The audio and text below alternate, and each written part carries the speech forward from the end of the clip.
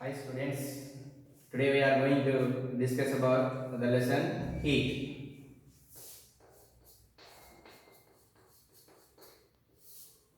So what is heat? Heat is a form of energy. Heat is a form of energy. So it is denoted with the letter Q. Denoted letter is Q. Heat is a form of energy which denotes the letter with Q. So study of heat is known as calorimetry. Study of heat is known as calorimetry. So heat is a form of energy. So that units of heat is joule and erg and calorie. Three units are there to heat. One is joule, another one is erg, another one is calorie. So this is about heat. So we are telling about heat is a form of energy. So then if it is energy, how the heat will flow from one place to another place. So here let's see, heat is traveling or transmitted by using three methods. So first method is conduction. First method is conduction. Second method is convection. And third method is radiation. So heat is flowing by three methods. One is convection, another one is convection, another one is radiation. So now we are talking about one and each and everything is in brief. So the first method is conduction. So in conduction method, the heat is flowing by no particle is moving. So particles are not moving, but energy is transferred from one place to another place by the method conduction. So let's see a small example. Means here see, suppose if you take a iron rod, to iron rod use wax and place small iron nails and stick to the iron rod. So like this, if you stick to iron rod, and this is a place to a retort stand. Let's see here, this is iron rod and this is iron nails, and in the middle we are using wax and attach it. So first take a candle or any burner. Candle or burner. So heat at one side. Then what will happen? First here the particles in the iron rod will take the heat by the candle. Then when the heat is flows to this side, here the wax will melt. Then automatically the iron nail will come down.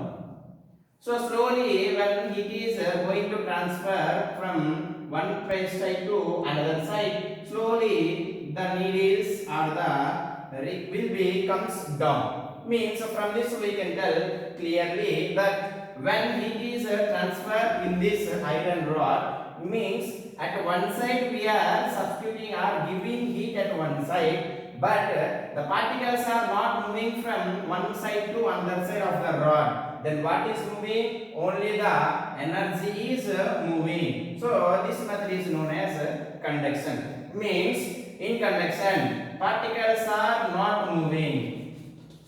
Particles are not moving. Only the energy will transfer from one side to another side. So this is about conduction. Now the second method is convection. Second method is convection. So what is convection? This is a small quite opposite for the first one. The first one we are telling about particles are not moving, but in this condition particles will move. Particles will move. And energy transfers from one side to another side, means one place to another place. So let's see here what is the main reason. That first small example, if you take water is at boiling condition. Water is boiling condition. So suppose if you are giving heat from the system, if you supply the heat to the water, then so first the molecules at the down, which is at the down or bottom condition, first gains the heat by the candle or burner. So when they are getting the heat, so it will lose its weight. So that these particles are slowly moving upwards. So when these particles are moving upwards, the cooling particles which is at the surface of the liquid phase, then it will have the more weight compared with the down particles. Then automatically these particles will comes down. So again when these particles comes down, again it will get heat from the down. So again these particles are again moving upwards. So the particles comes down. So like this particles are transferring its places. So when particles are changing its places, then if energy is transferred, then we call that is convection. So convection means particles compulsory should move. Conduction means particles cannot move. So the last one is radiation. The last one is radiation.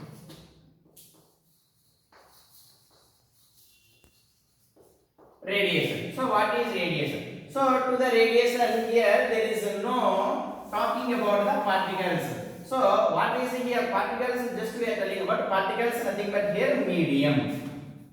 Particles is nothing but here medium. So first we know that what is medium. Medium is nothing but anything that allows, that supports to transfer energy. Either it is a liquid or solid or gases, it will allows or support to transfer energy from one place to another place. Not only heat energy, any energy if you take, if anything is supports to transfer or support to allow the energy, that are called as medium. So here for radiation, medium is no need to present. If medium is present, radiation will become. If medium is absent, also radiation will become.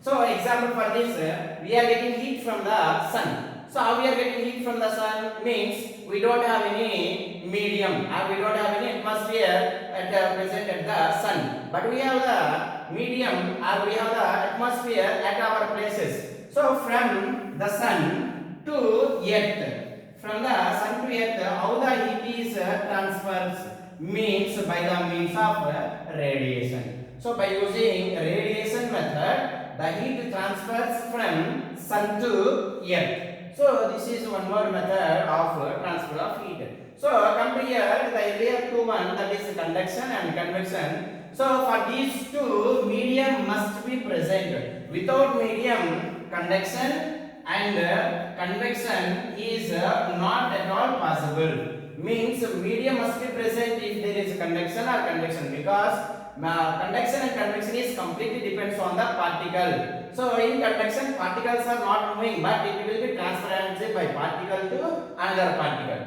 Convection means the particles are directly moving. So for these two methods, medium must be present. So here, when the conduction and convection, these two takes place, then medium temperature will be increases.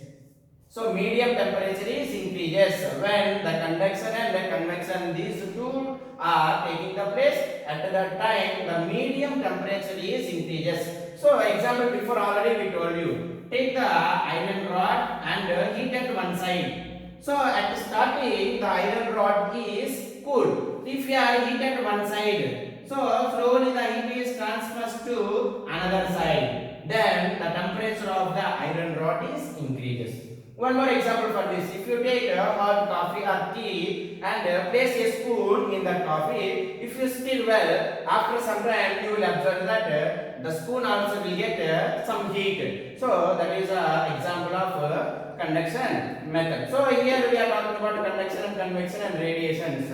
So after this we are all talking about one more word is temperature. So what is temperature? So how can we use the word is temperature? So means here, let's see, if you are giving heat, then how do you know whether you are giving heat or not? Means if you give the heat, the result will be in temperature.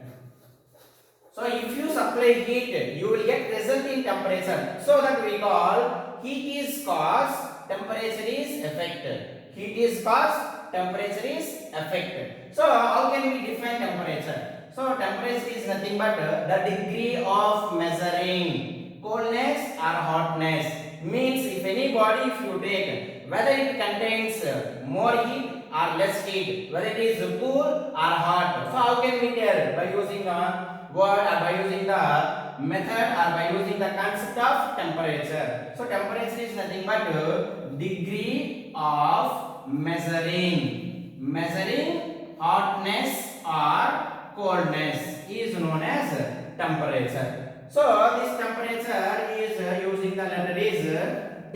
T means here temperature. The same T we have in the different concepts we are using for the different things. At the present here temperature is using by the letter T. So by measuring the temperature we use the meter that is known as thermometer to measure the temperature. So to measure the temperature we are using thermometers. Okay, clear. So thermometer we are using to measure the temperature.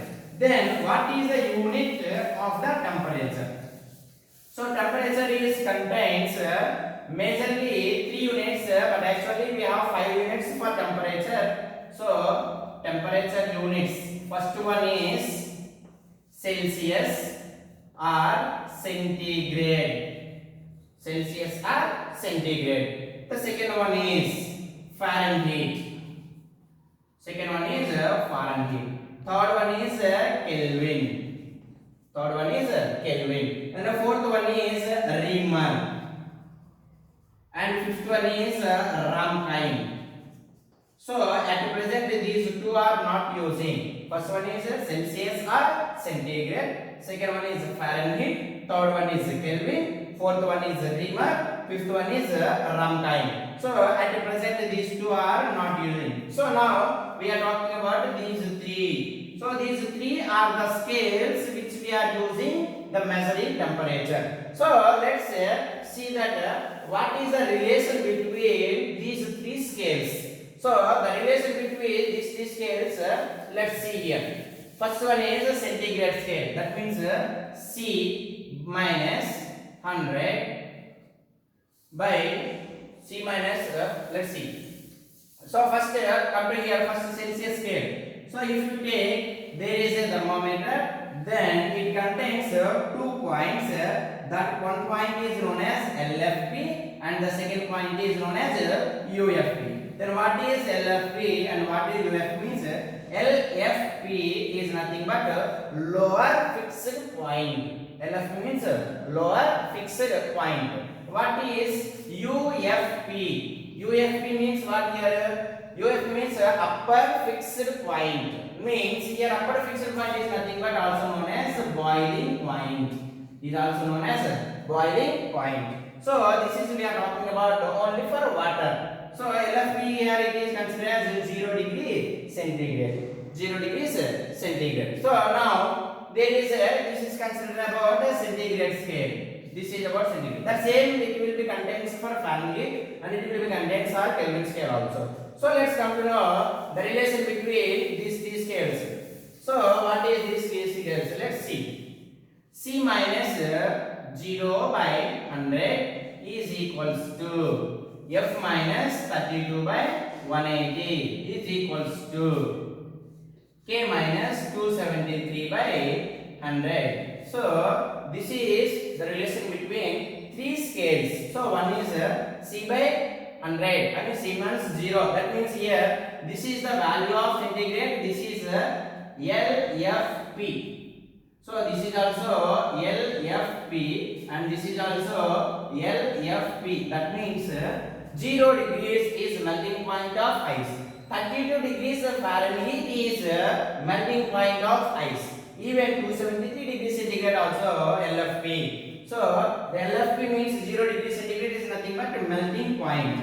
So this melting point value in these scales, centigrade scale is 0, Fahrenheit scale is 32 and Kelvin scale is 273. Then what these two are means, this 100 is nothing but the number of gradations or divisions are the parts which are dividing in between LFP and UFP. So in degree centigrade scale and UFP and LFP in middle, total 100 parts will be present. So in centigrade scale, then in the same manner in Fahrenheit scale, 180 gradations will be present in between LFP and UFP of Fahrenheit scale. So in Kelvin scale, as usual, in the same as centigrade scale. Here also we contains 100 gradations per each LFP and UFP. Okay, let's see. There is a relation between centigrade scale and Fahrenheit scale, and as well as Fahrenheit scale to Kelvin scale. So let's see here, centigrade scale to Fahrenheit scale. So there is a relation C by 100 is equals to F minus 32 by 180. So let's see at which temperature these Kelvin scale and these centigrade scale and Fahrenheit scale both are equal. So let's take here when these two are equal. Let us consider degree centigrade value and degree Fahrenheit value considered as x. So here degree centigrade value and degree Fahrenheit value both are considered as x. Let me find the value of x. These x values substitute in this equation. Then it will become as x by 100 is equals to x minus 32 by 180. Let's make it cross multiply. Then 180 x is equals to 100 of x minus 32. Then 180 x is equals to 100x minus 3200. Then 180 x minus 100x is equals to minus 3200. Then it is 80x is equals to minus 3200. Then x equals to minus 3200 by 80. Let me cancel. Answer will get minus 40. So at minus 40 degrees, so these two scales will be same. Consider suppose if you draw one more scale for Fahrenheit. Consider this is LFP of and this is of LFP of Fahrenheit scale, means this is 32 degrees Fahrenheit, this is 0 degrees Fahrenheit. UFP here it is 100 degrees centigrade, this is 180 degrees centigrade. Let's see in middle. If you are taking at the same temperature, these two scales will be showing the same level at minus 40 degrees. So at minus 40 degrees centigrade value as well as Fahrenheit value both will be equal. In the same manner, we can also conclude that we can also tell about the relation between Fahrenheit and Kelvin, and also we can take the relation between Kelvin scale and centigrade scale. So let's take Kelvin scale and centigrade scale. This is very important to conversion from degree centigrade to Kelvin scale. So degree centigrade C minus 0 by 100 is equals to K minus 273 by 100. So let's these two will be cancelled. Then C equals to K minus 273. Then K equals to C plus 273 degrees. So if you want to change the value of centigrade into the Kelvin, we should add 273 degrees. Suppose if you want to change Kelvin to centigrade, then we should subtract 273 centigrade. So let's take a small example, that is 0 degrees. So 0 degrees centigrade change into Kelvin. That means 0 plus 273. The answer is 273 Kelvin. Suppose if they given 303 Kelvin change into degree centigrade, then we should do 303 minus 273. Then you will get answer. So that is considered as 30 degrees. So this is about conversion scales of degree centigrade and Fahrenheit and scale Kelvin scale. So at last, so this is we come across many times in our home. Suppose if you fill the water bottle completely and if you place in refrigerator, then automatically